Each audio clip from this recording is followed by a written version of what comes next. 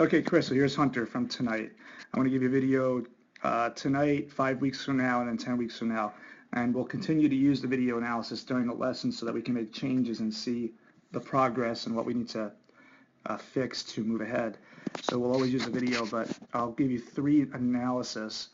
And this is going to be the one that we can always rely on and go back to see how things have progressed. So here he is out of he was in a stretch. I'm going to get him to where he comes out of leg lift, which is about right here as the knee starts to descend. And at this level now, when he's throwing from this distance, we want to start seeing the body move. And we want to see that the hips are inside the drive leg. And his hips are not, because he's used to posting up and balancing and hanging out there for a while. But to really generate some velocity in the lower body and to create a more power stride, we need to see that the lower body is engaging sooner, and we're kicking the hips out as the leg starts to come up. So you can see how he's nice and tall, and that's good. There's not much knee flex there, so he's not ready to move because he can't with a straight leg. So as he comes down from leg lift, this is where we want to see that the leg, the ankle to the knee relationship starts to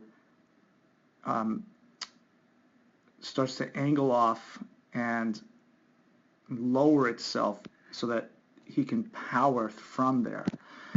Okay, so that's just going to come from early momentum, and that's not something that I'm even going to work on yet. That's something that we would do last in the puzzle here to put things together.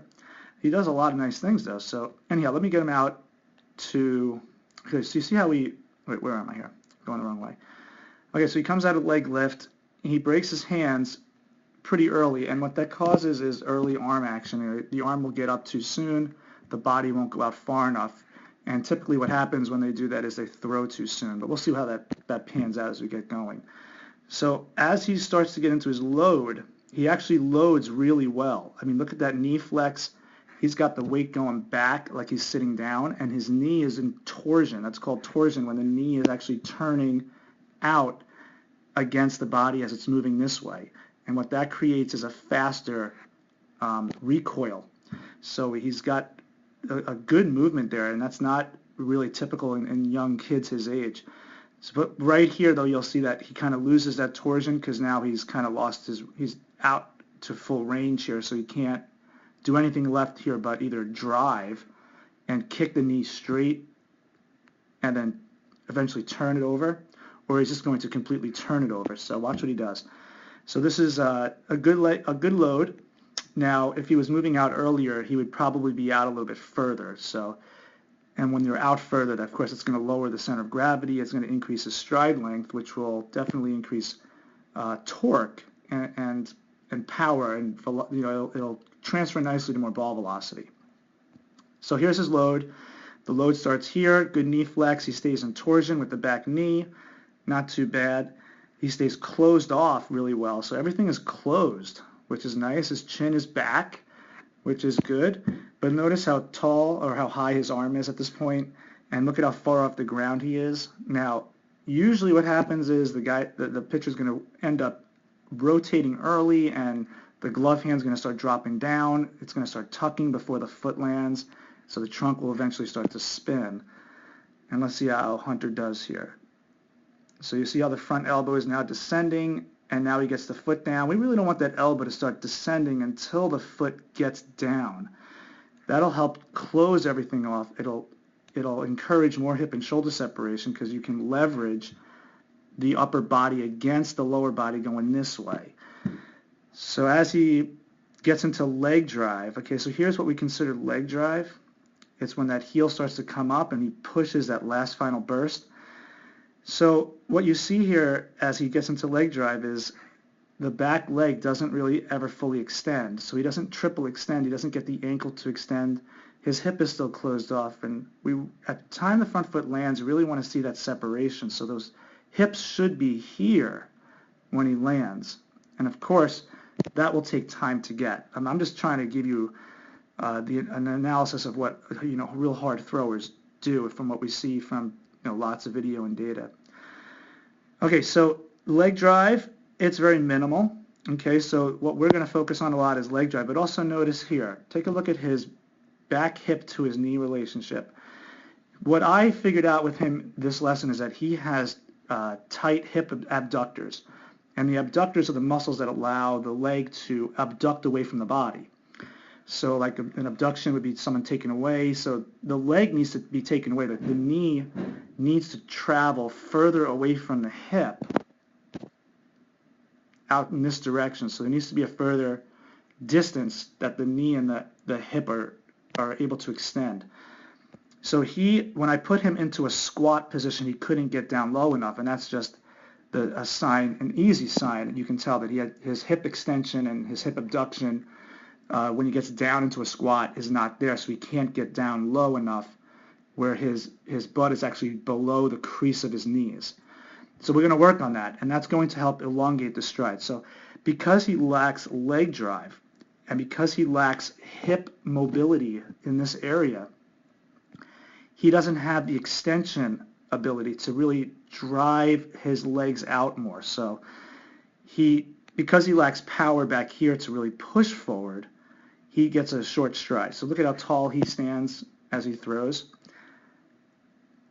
Okay. And here we'll put him in full external rotation.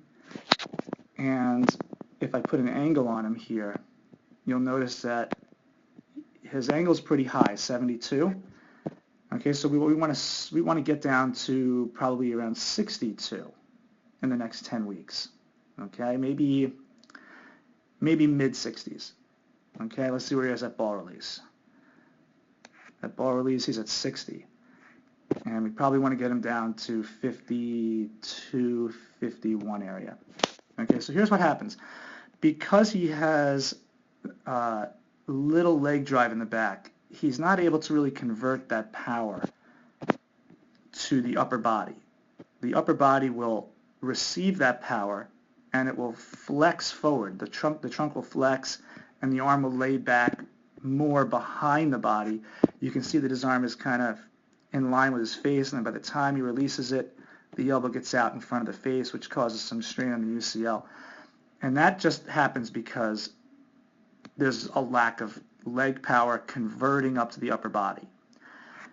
So basically here, Chris, all we're going to work on is his lower body because everything else looks real good. Now the arm getting up early, what's interesting about what he does is that he's able to hold it there. So his arm isn't really causing him to rotate too early.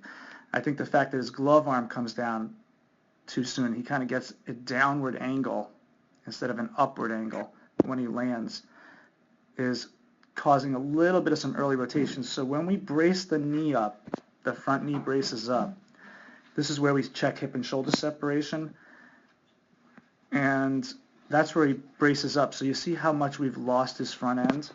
His shoulder's already gone, his elbow's gone, it's behind his hip, his glove is all the way tucked in. So we really want him to be in this position when he lands the front foot, and he's here. Okay, so what we're going to work on with him is relaxing the throwing arm, relaxing the glove arm, and getting his body to move out sooner. So he just needs to get his body to drive out with more velocity, okay, and then really increase his speed to foot plant into that final leg drive. And we need to calm down the arm. So with that, he'll get the arms up in a much better spot and time. And it's going to take some time. These are motor skills that are advanced and power issues that will take time to grow in his natural strength as he grows anyway, because he's still very young. But I'm definitely going to open up those hip joints to allow him to power that stride a little bit better so he doesn't reach his range of motion so soon. He'll have more mobility to extend and use that mobility to power through, which will translate into nice velocity. So, okay, I hope that helps you out. If you're confused about anything, let me know, okay? I'll talk to you soon.